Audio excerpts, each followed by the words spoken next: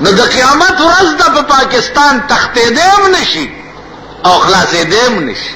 ایو سړی ته چاوي چې په قبر کې لیکي دی روړه اور به یو لړمان به یو ماران به ویل سبي خو بس مړ بشم کنه چې لړمان مې وخوري مړ بشم یا مې ماران وخوري مړ بشم. ا بزرګ ورته نه کنه مزه لا بل ده مزه دا ده چې دنیا کې څه بلا کې اون خلق عمر شیخ کار دی خلاص.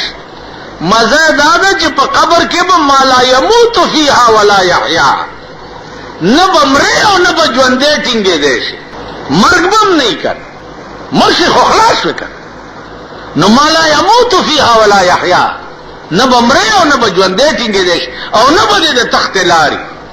نو په مون پاکستان قبر دی او د قیامت ورځ درا باندې ټینګې دیم نشو تختې دیم نشو. تاسو وګورئ کلهګم حیا په دې ملک کې وې لګه حیا پکې او دوی ځان ته صرف بنی آدم قدر ویلې نو دوی به د غیر ملکونو نه سبق اغسته وي. د ریل د گاډي یو اکسیډنټ شو په هندستان کې یو اکسیډنټ شو نو د ریلوے وزیر استعفا ورکړه چې زنا اهلم زما په ملک کې دو گاډي و جنگیده دا زما دا نا اهله ثبوت ته لوي زه د دې قابل نه يم چې زه د دې ملک وزیر پاتې شم. هندو زما ملک ولې د دوه گاډو اکسیډنټ شو بي ګناه خلک پکې مړ شو نو زه نا اهله.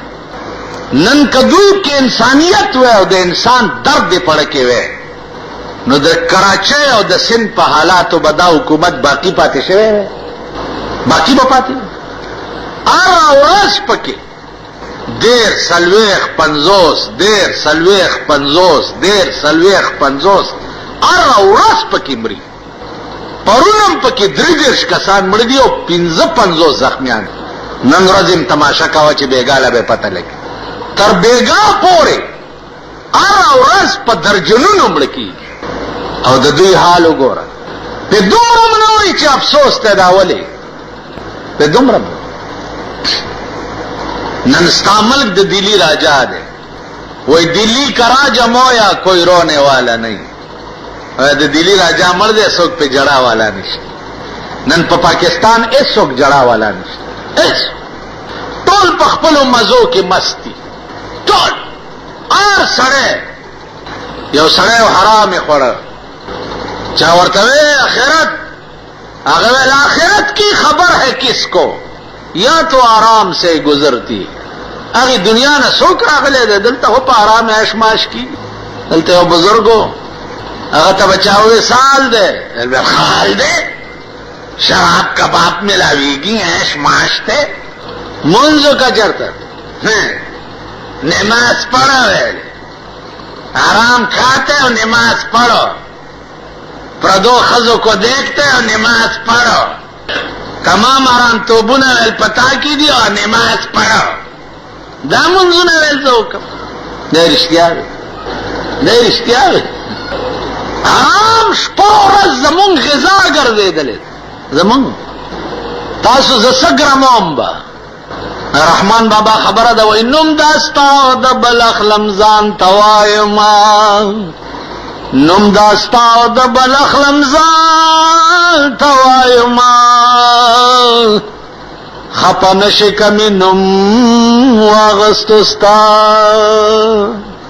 ملک خطول پا مردار عادتو د پاکستان حکومت مونگم پا مردار عادت کرو دا د بینکونو نه د سود د زکات کټوتیانې چکیږي دا مرداري مونږ لرا کوي مونږه خورو نو ته ما ته وایې چې مخکې زما مونځ نشي نو ستا به راپسې وشي اسیم قرآن غرق یې غرق علما خو لیکي چې یو نوړی د چا په خېټه کې حرامه پرته یو نوړی 40 ورځې د هغه یو عبادت د خدای په در کې نه قبلي 40 ورځې نو چې ما غستم حرامي خوراک مم حرامي ولارم په حرام شیما نو زما مز به مخ کې څنګه کیږي او ماما ستا برا پسې څای نن د ټول ملک دا حالت او نور بګوري نور تماشه بکوي دزا هغه بدر سره کیږي هغه چې غوږ به دې اورېدل نه غواړي، سترګې به دې لیدل نه غواړي، زړه به دې برداشت کول نه غواړي، هغه به در سره کی. ته حکومت نن 2 کروڑه محکمې ستا لاندې دي، 2 کروڑه محکمې. ته د یو جرم علاج نشي کولی، د یو جرم. ته ماته ووایه چې CIA محکمه، کرائم محکمه، انټیلیجنس محکمه، CID محکمه، دا څه دپاره دي؟ دا څه دپاره دي؟ دا دې دپاره چې هغه شی به معلومه چې عام خلکو ته پته نه لګي. دا دې دپاره. نن د سړي کور روان شي پته نه لګي. کراچۍ کې نقاب پوش راله، سړي وویشته، لارۍ ټوله تباه کړه، 35 کسان یې پکې مړه کړه، نقاب پوشو په ډګډګي وتښتېد. ډګډګی ستاسو کپره وخوره، تاسو سره دا جیپونه څه دپاره دي؟ هغه کومه سورلي ده چې د پاکستان حکومت پکې نه ګرځي؟ شته داسې کومه سورلي ده؟ بنزونه دوی سره دي، پیجارو دوی سره دي، ډیټسنې دوی سره دي، کرولې دوی سره دي. ادنا افسر لین پیجارو ورکړې ده. نو موټر سایکل سړي لس مړه کړه او ستا 2 کروڑه پیجارو ولاړې دي، یو موټر سائیکل والا راټینګ نہ کرو. نقابوش آ گیا، آدمی مر گیا اور پتہ نہیں لگ گیا. خزل ووٹ ور کڑے دے دغه سے خیئی رنے باغ باغ کی دغه سے خیئی هغه وسملا شونډه سره کول پریخي نه دي. کم قوم چې د کمې خزې چې زوی مړی اب ډول سنگارو کی ها لس ورځې به سرګو منځ کی وای کنه خپل هم تپې نه دي د مرګ څخه ناراض دا سي يرولي خانه خرابو چې څه بلای لس ورځې به مخو نه وینځي چې د چا بچی مړی. دا خو محمود غزنوي وو چې د یوې خزې د ګوتې بدلې د ټول هندوستان نه اغستی و. خزراله چې د زوی نه مې هندو ګوته غوسه کړې ده. محمود غزنوي وی چې په ما دې روټۍ حرام ای چې تر څو پورې مې ستا د زوی د ګوتې بدل نه اغستی. 14 ورځې محمود غزنوي روټۍ نه وه خوړلې تر هغې چې په سومنات حمله وکړه او هندوستان یې فتح کړ او زرګونه هندوان یې مړه کړه او د کونډې ښځې د زوی بدل یې واغست. نن ستا بدل اغستو والا څوک شته؟ ستا کور چې څوک قرآن کې ستا بدل اغستو والا څوک شته؟ ستا تپوس کولو والا څوک شته؟ که غریبي او خوارې او چا ټیکه ټیکه کړې راپورټ دې هم څوک نه علي. کور دله څوک لوټ کړي راپورټ دې هم څوک نه علي. پوښتنه دې هم څوک نه کوي. مالدار سړي که په سر کې خوږ شي دنیا والا را خلاص. تکلیف ورته رسېدلی خان ناجوړه ده. خان به زه یو ژوندی پرېنهدم. د پاکستان بیړه دې وډېراو او دې سرمایهدارو دې نوابانو تباه کړه چې په ملک کې تر څو پورې سرمایهدارانه نظام ختم شوی نه تر هغې پورې ملک مساوات محمدي نه راځي. مساوات محمدي وایي دې ته چې ستا او زما به یو پوزیشني، یو د کمیونسټو او د سوشلیسټو مساوات دی چې غریب دې په تخت کښېني. نه، محمدي مساوات دې ته وایي چې امیر دې راشي او د غریب سره دې په ځمکه کښېني. نن زمونږ ذهن تر اوسه پورې د غلامۍ نه خلاص نه دی. اوسه پورې مونږ غلامان خان او نواب ته نه شو ټینګېدی. بالکل په دې جنازو کې که تاسو پیښېږئ چېرته مونږ ته خو ډېر اتفاق نه کېږي. ورکوی زه خو د دې خلکو جنازو ته هم ډېر نه ځم ځکه چې خوند نه کوي. نو خو زما جنازې له به بیا څوک نه راځي که نه. نو چې زما جنازې له که تاسو رالی نو ما خدای نه بخي، که رالی ما نه بخي، او که نه وی نو شاید چې څه مهرباني را سره وکړي. دا څه جنازې دي؟ د جنازو کې تاسو وګورئ یو غریب وي، نیک سړی وي، ښه سړی وي، ګیرې پرېښي، تسبیح لاس کې، هغه ته په جنازه کې څوک ستړي مشي هم نه کوي. خو جنازه کې که چېرته خان راښکاره شو نو د ټولې جنازې رخ بیا ګوره، ټوله توجه هغه طرف ته او ټول د مړي والا، کور والا او پردي دا ټول د خان نه ګیر چاپېري. دا یې که نه دا پاره جنازه. یو مړي کې پېښومه قبر چې تیار شو نو ورته رالو تلاوت ته او دا خانان لرې داسې ولاړ دي. اوس هغې خبرې کوي دلته تلاوت شروع شو.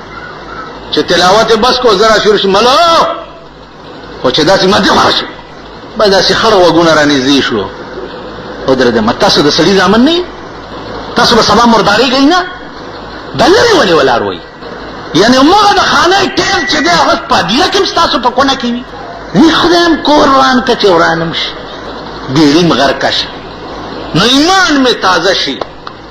د مولانا عبدالمعبود صاحب په هغه خبره چې هدیرې ته یې راوستم او راته وی چې دې هدیره کې داسې مړی نشته چې وګوره وړه دې خوشحال شي. ویل دا ټول په قبرونو کې ناست دي او غوښې ته غوسېږي لګیا دي. نو یقین مې پرې راغی چې مونږ دغسې خلک یو نو د مرګ نه وروسته به زمونږ په قبر کې مونږ له به هم قبر د جنت د باغچو نه یو باغچه جوړېږي. زمونږ قبر یعنې د بېدیګر ملا قبر به چې دی نو هم باغچه وي. باغچه به نه وي د اور تنور به وي. ایمان توبه استغفار. زما خو د حضرت عمر غوندې ایمان دی چې خدای ته وي یا الله څه غواړم نه جنت غواړم نه حورې غواړم نه غلمانان غواړم خدای څه غواړم نه خو چې خالي راته څه ونه وی چې خالي پرې مې دی. تاسو خو چې دعا کوئ که نه خدای داسې راکړي جنت الفردوس راکړي او فلانې راکړي کښېنه خدای دې خوار کړه جنت الفردوس راکړي خولې ته دې وګوره دې بت ته دې وګوره جنت الفردوس راکړي. حضرت عمر نے پروردگار لا لی ولا علی لا لی ولا علی خدا سوالم نا کچھ خالی رہتا څونه وې چې پرېږدي دي. قرآن کریم به چې څه وخت کې نازلېده نو رسول الله صلی الله علیه وسلم به هغه آیات زر زر یادولو او ړکې به خدشه دا وه چې د قرآن کریم دا آیات جبرائیل علیہ السلام چې راوړی دی اسې نه چې ما نه هیر نشي. دلته مراد د پروردگار عالم څه مراد د پروردگار عالم داو چې دا قرآن به تر قیامته پورې زه چلوم او ستا په ژبه به د ټولې دنیا ته زه ښیم نو دا زه تا نه هیروم چرته. نو بل آیات راغی چې لا تحرک به لسانک لتعجل به ته تلوار مکوه. جبریل علیہ السلام چې تا ته آیات تیر کی نو ته تلوار مکوه. ان علینا جمعه وقرآنا ستا په سینه کې دا ټول قرآن جمع کول دا زما کار دی تلوار مکوه. رسول الله صلی الله علیه وسلم ته تشفیع وشوه نو بیا به جبریل علیہ السلام چې قرآن راوړو او تیرولو به رسول الله صلی الله علیه وسلم ته نو هغه به تلوار نه کوله فوراً به هغې ته یاد شو. بیا به د دې قرآن کریم د آیاتونو کتابت کېده نو هغه زمانه خو داسې نه وه چې یا پریسونه و یا کاغذونه و یا دا کیسې خو نه وې هغه زمانه کې. نو د دې قرآن کریم نسخه چې ده دا به لیکلی کېده په 3-4 قسمه څیزونو باندې. یو به لیکلی کېده په سیاهي او غټ قلم باندې د قجورو په پاڼو. دویم به لیکلی کېده د اوسۍ په سرمنې. دریم به لیکلی کېده دا نسخه د اوښ په دې کوب کې یو پلن اډوکې چې د هغې تقریبا دومره تختې وي نو په هغې اډوکې به لیکلی کېده. گویا د قرآن کریم 13 سپارې ذخیره چې ده دا ټوله لیکلی شوې وه د کجورو په پاڼو د اوسۍ په سرمنې او د اوښ په دې کوب کې چې کوم دا پلن اډوکی دی په دې باندې. بیا به رسول الله صلی الله علیه وسلم ته چې څنګه قرآن راغی او ده ته به یاد شو ده به صحابه ته ووی نو دې سره به بیا صحابه هم یاد نو حافظ د قرآن کریم که جناب رسول الله صلی الله علیه وسلم نو دې سره سره صحابه کرامو ځکه چې د پیغمبر د خولې خبره هغه چرته څوک هیرولی شي.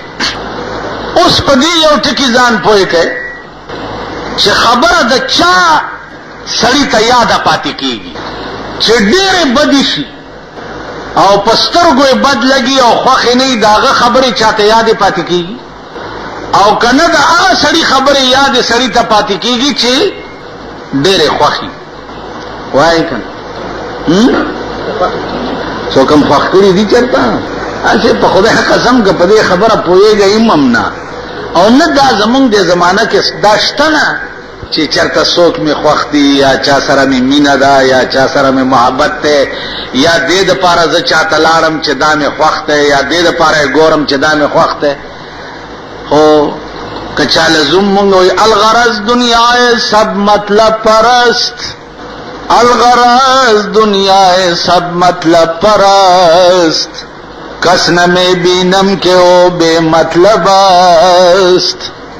الغرض دنیا سب مطلب پرست، دنیا ټوله د مطلب ده او د غرض ده. کس نہ میں بینم کے او بے مطلب است. یو سړی هم زه داسې نه وینم چې بې مطلبه یا بې غرضه. نو زمونږ په دې میدان کې بالکل ناشنا یو، پوهېږو نه، ځکه چې په مونږ هغه زمانې لاړې چا سره به د روټۍ غم نه و، چا سره به د جامې غم نه و، چا سره به د کټوۍ غم نه و. به دا بیا نیت و چې دومره څه پیدا شي چې د نفس ته یې واچوي او د یو ساعت نه بل ساعت ته پې ژوندی پاتې شي. دې نه سیوا بل غم چې دی ورسره هغه به د عشق او د دینو. اوس هغه زمانه خو نه ده که نه، هغه خلق اوس په پاکستان کې پاکستانیانو ګوره دوی ته وایي لکه ستا او دوی سره څه غم دی. خو خدای په داسې عظیم قهر اړولي، په داسې قهر. الله پاک دې داسې قهر په دنیا کې په چا نه نازلوي لکه نن په پاکستان کې نازل. ټول ملک په اور کې ولاړ دی، په اور کې په عظیم عذاب گرفتار دی. ټول ملک ذهنی طور ټول ملک خدای رانیولی دی، اور سړی په خپل ځای کې خدای راګیر کړی دی. او دا چل دی پې تښتېدی هم نشي، منډه هم نشي والی. د قیامت ورځ ده پې قیامت کې به سړی وایي یقول الانسان یومئذ این المفر. خدای چرته د تختې ځای شته چې وتښتم؟ الله به ورته وایي کلا لا وزر الی ربک یومئذ المستقر. کلا لا وزر، تښتېدی چرته شي؟ کم خوا به تښتې؟ پاکستانیان به کم خوا تښتېده؟ خو یا به هندوستان ته تښتېده یا کابل ته. دا دواړه لارې در باندې خدای بند کړې. نو مزه په دې کې ده چې تښتېدی هم نشي او ټینګېدی هم نشي. یو خدای چې سړی وتښتي خلاص شي که نه.